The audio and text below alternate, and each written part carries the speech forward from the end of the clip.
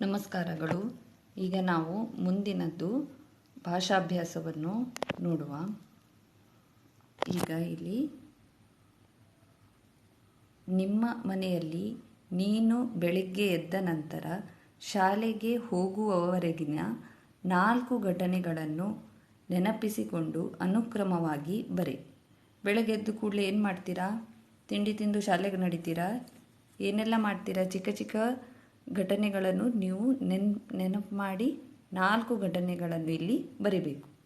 So in your house early morning as soon as you wake up, later on before going to the school. Okay, ಶಾಲೆ means school and ಹೋಗುವವರೆಗಿನ means going. Okay, until you go to the school. 4 incidents what you will be doing. Okay, step by step, ಅನುಕ್ರಮವಾಗಿ means step by step you have to remember and then you have to write it. Okay, as soon as you wake up, what you will do? You'll have your breakfast and then go to school, is it? No, you have to remember all the small incidents of what you will do, one after the other you have to explain. ಬೆಳಗ್ಗೆ ಎದ್ದು ಕೂಡಲೇ ಏನು ಮಾಡ್ತೀರಾ? ಮೊದಲು ಹಲ್ಲುಜ್ಜಬೇಕಲ್ವಾ?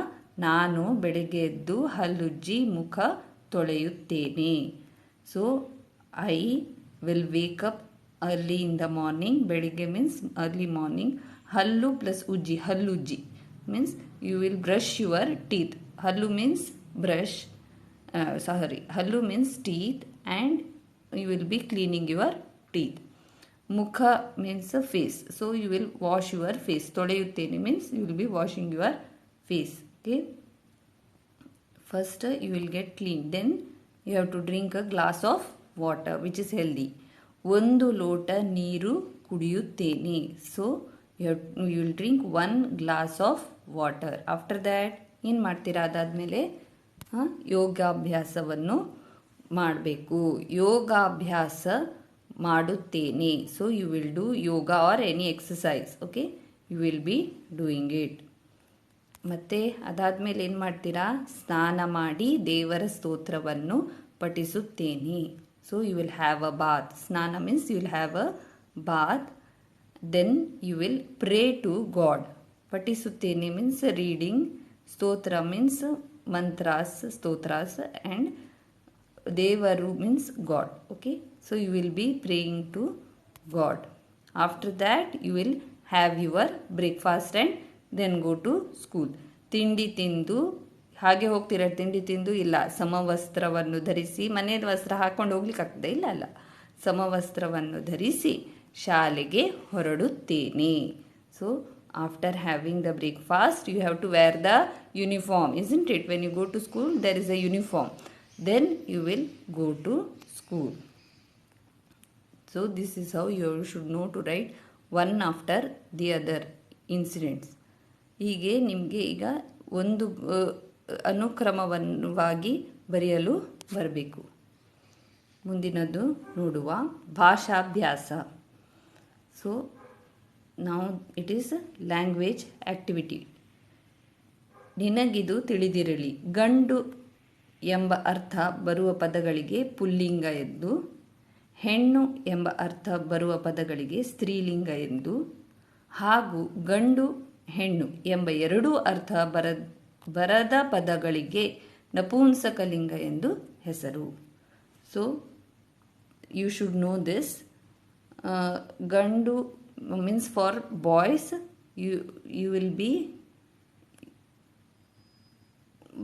the meaning of those words which you will consider as masculine.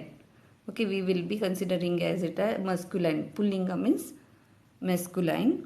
Okay, and hennu means for feminine. Strilinga, that is feminine. Okay, so all those words we have to differentiate and you should be able to write it. ಹಾಗೂ ಗಂಡು ಹೆಣ್ಣು ಎಂಬ ಎರಡೂ ಅರ್ಥ ಬರದ ಪದಗಳಿಗೆ. So there are some things like book, pen, pencil, all these will come into under napumsakaling. It is, you cannot say it is as a boy or a girl, isn't it? So for all those things will be under napumsakalinga. ಈಗ ಗಂಡು ಅಂದರೆ ನಿಮಗೆ ತಂದೆ, ಅಣ್ಣ, ತಮ್ಮ, ಅವನು, ರಾಜು, ರಾಜೇಶ್, ಹೀಗೆ. Okay, so all this will come under ಪುಲ್ಲಿಂಗ, that is masculine. For feminine, ಸ್ತ್ರೀಲಿಂಗಕ್ಕೆ ಏನು ಬರ್ತದೆ? ಅಮ್ಮ, ಅಕ್ಕ, ತಂಗಿ, ಅವಳು, ಹೀಗೆ. ನಪುಂಸಕಲಿಂಗಕ್ಕೆ ಪುಸ್ತಕ, ಕುರ್ಚಿ, ಟೇಬಲು, ಚೇರು, ಇದೆಲ್ಲ ನಪುಂಸಕ ಲಿಂಗ. ಈಗ ನೋಡುವ, ಕೆಳಗಿನ ವಾಕ್ಯಗಳನ್ನು ಆವರಣದಲ್ಲಿ ಕೊಟ್ಟಿರುವ ಸೂಚನೆಗಳಿಗೆ ಅನುಸಾರವಾಗಿ ಬರೆಯಿರಿ. So below are given some sentences and you have to change it according to the instructions. Suchane means instructions they have given and you have to write it. ಹುಡುಗಿಯು ತರಕಾರಿಯನ್ನು ತಂದಳು. ಈಗ ನೋಡಿ, ಇದು ಕರ್ತರ ಹುಡುಗಿ, ತರಕಾರಿಯನ್ನು, ಇದು ಕರ್ಮಪದ ಮತ್ತು ಇದು ಕ್ರಿಯಾಪದವಾಗುತ್ತದೆ, ತಂದಳು. ಈಗ ನೀವು ಇದನ್ನು ಪುಲ್ಲಿಂಗ ರೂಪದಲ್ಲಿ ಬರೆ ಅಂತ ಹೇಳಿದ್ದಾರೆ. ಅದರಿಂದ ಈಗ ನಿಮಗೆ ಇಲ್ಲಿ ಕರ್ತರ ಮತ್ತು ಕ್ರಿಯಾಪದ ಎರಡನ್ನು ವ್ಯತ್ಯಾಸವನ್ನು ಮಾಡಬೇಕಾಗ್ತದೆ. ಹುಡುಗಿ ಇದ್ದದ್ದು ಏನು ಮಾಡ್ತೀರಾ? ಪುಲ್ಲಿಂಗಕ್ಕೆ ಹುಡುಗನು ಆಗ್ತದೆ. ತಂದಳು ಇದ್ದದ್ದು ತಂದನು ಆಗ್ತದೆ. So this is nothing but noun. Okay, and ತಂದಳು is a verb, you can say the action, and this is a thing. Okay, vegetable. So ಹುಡುಗಿಯು ಮೀನ್ಸ್ ಅ ಗರ್ಲ್, ತರಕಾರಿ ಮೀನ್ಸ್ ವೆಜಿಟೇಬಲ್, ತಂದಳು means she brought it. Okay, so in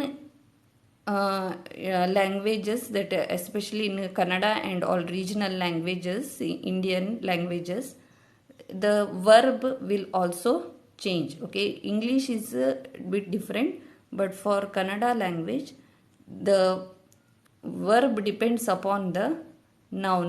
Okay, so hudugiyu means the girl has brought it, so it will be tandadu. Okay, if you are going to change it, pullinga means you have to change it to the masculine form now. So hudugiyu will be replaced by huduganu. Tarkariyannu tandalu, you have to replace it by tandanu. Okay, the verb will change. This has been explained in the previous chapters also. You can go through the slides. Raju ಗಾಡಿಯನ್ನು ಎಳೆದನು. ರಾಜು ಎಂಬ ಪದದ ಬದಲಿಗೆ ಎತ್ತು ಎಂಬ ಪದ ಬಳಸಿ ವಾಕ್ಯ ರಚಿಸಿ. ಈಗ ರಾಜುವನ್ನು ನಾವು ಅದರ ಬದಲಿಗೆ ಎತ್ತು ಅಂತ ಹಾಕಬೇಕಾಗ್ತದೆ. ಎತ್ತು ಗಾಡಿಯನ್ನು ಎಳೆದನು ಸರಿ ಹೋಗ್ತದಾ? ಇಲ್ಲ. ಏನು ಬರಿಬೇಕು? ಆಲೋಚನೆ ಮಾಡಿ. So Raju is a name of a boy, ಗಾಡಿಯನ್ನು, ಸೊ ಹಿ ಈಸ್ ಪುಲ್ಲಿಂಗ್. ಎಳೆದನು means he is pulling the cart. Gaadi means it is a cart, okay, or vehicle, you can imagine. So now you have to replace Raju by Yettu. They have told badalige this word, pada means word, Raju word has to be replaced by Yettu. Yettu is nothing but bull. Yamba pada badisi means you have to use this word and then make the sentence. They have asked this. So if you replace Raju by Ettu, is it enough? No. So you have to replace even the Kriya Pada, that is the verb. Kriya Padavannu ನಾವು ವ್ಯತ್ಯಾಸ ಮಾಡಬೇಕಾಗ್ತದೆ. ಅದೇನಾಗುತ್ತೆ? ಎತ್ತು ಗಾಡಿಯನ್ನು ಎಳೆಯಿತು. ಎಳೆದನು ಇದ್ದದ್ದು ಈಗ ಎಳೆಯಿತು. ಎತ್ತು ಗಾಡಿಯನ್ನು ಎಳೆಯಿತು. ಮುಂದಿನದು ನೋಡುವ. ಅಣ್ಣ ತಮ್ಮಂದಿರು ಸ್ನೇಹಿತರಂತೆ ಇದ್ದರು. ಇದನ್ನು ಸ್ತ್ರೀಲಿಂಗ ರೂಪದಲ್ಲಿ ಬರೆ. So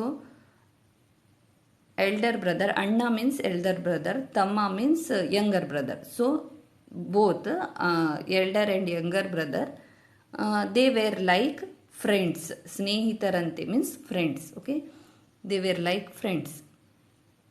So here it is plural. Iddaru, this verb will not be changed. For plurals it will be the same. Iddaru, you need not replace it. Now what they have asked, ಈಗ ಏನು ಕೇಳಿದ್ದಾರೆ? ಇದನ್ನು ಸ್ತ್ರೀಲಿಂಗ. So you have to change it to feminine. ಸ್ತ್ರೀಲಿಂಗ means you have to change it to the feminine. So you can just replace this. Elder brother, elder and younger brother, you have to replace it by elder and younger sister. Only that if you change it is enough. Rest you can write it as it is. ನೋಡಿ, ಅಕ್ಕ ತಂಗಿಯಂದಿರು ಸ್ನೇಹಿತರಂತೆ ಇದ್ದರು. Okay, ಅಕ್ಕ ತಂಗಿಯಂದಿರು ಸ್ನೇಹಿತರಂತೆ ಇದ್ದರು. ಕೆಳಗೆ ಕೊಟ್ಟಿರುವ ಪದಗಳನ್ನು ಪುಲ್ಲಿಂಗ, ಸ್ತ್ರೀಲಿಂಗ, ನಪುಂಸಕಲಿಂಗಗಳಾಗಿ ವಿಂಗಡಿಸಿ ಬರೆ. So here they have given, below they have given some words. You have to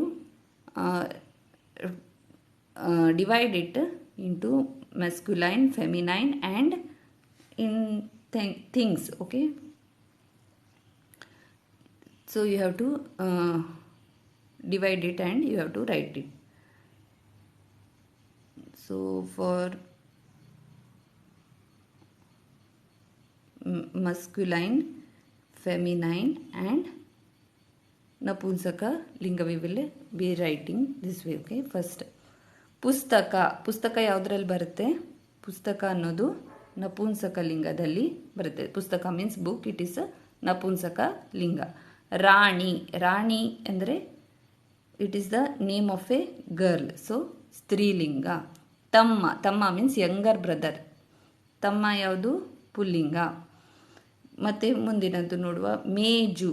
ಮೇಜು ಅನ್ನೋದು table, so it is A for napumsaka linga. Gode, that also napumsaka linga. Gode means wall. Raja, Raja is pullinga. Tangi, Tangi means younger sister, so strilinga. Akka, Akka is elder sister, so it is also strilinga. Tamma, they have given it again. Shale, Shale means school, so that will be napumsaka linga. Anna, Anna is elder brother. Okay, Tangi, it is a repeat here. Tande, Tande means father. Okay, Tai, Tai means mother, strilinga. Sahodari, Sahodari means a friend. Okay, and girl, okay, girlfriend you can say, so sahodari. Geleya, Geleya means a friend, boyfriend you can say. Geleya, a friend who is boy. Geleya. Sahodara means it will be a boyfriend also. Okay, Geleya, Gelati, here they have given, sorry. Geleya means it is a pullinga. And kurchi, kurchi is napumsaka linga, that means chair. Gelati means ಸ್ತ್ರೀಲಿಂಗ. ನೋಡಿ, ಈ ಥರ ನೀವು ಬರಿಬೇಕು.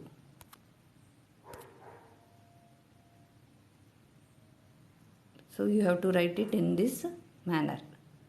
ತಮ್ಮ, ರಾಜ, ಅಣ್ಣ, ತಂದೆ, ಗೆಳೆಯ, ಇವೆಲ್ಲ ಪುಲ್ಲಿಂಗಗಳು.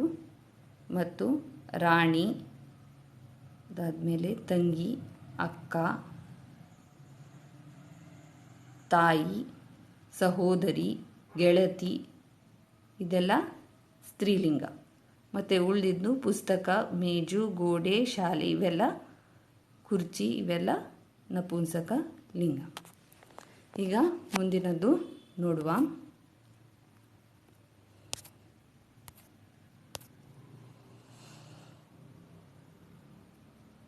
ಭಾಷಾ ಚಟುವಟಿಕೆ. So another activity, language activity.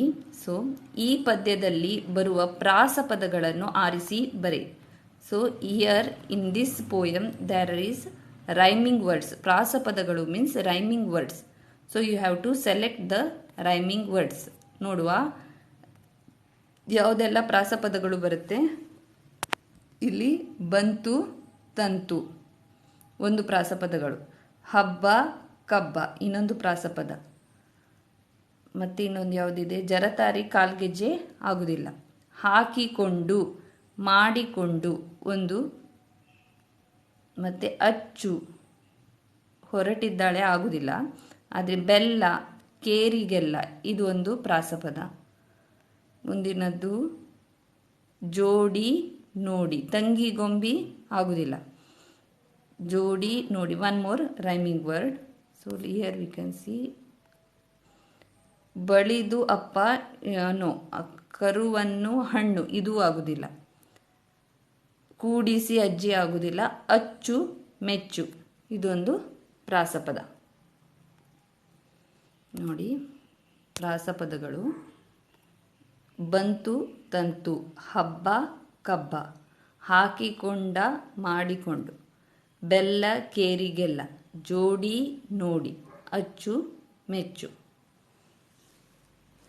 ಇಲ್ಲಿಗೆ ನಮ್ಮದು ಸಂಕ್ರಾಂತಿ ಹಬ್ಬದ ಪಾಠವು ಮುಗಿಯುತ್ತದೆ. ನಿಮಗೆ ಈ ವಿಡಿಯೋ ಇಷ್ಟವಾದರೆ ಲೈಕ್ ಮಾಡಿ, ಶೇರ್ ಮಾಡಿ. If you have like this video, like it and share it. Thank you. ಧನ್ಯವಾದಗಳು.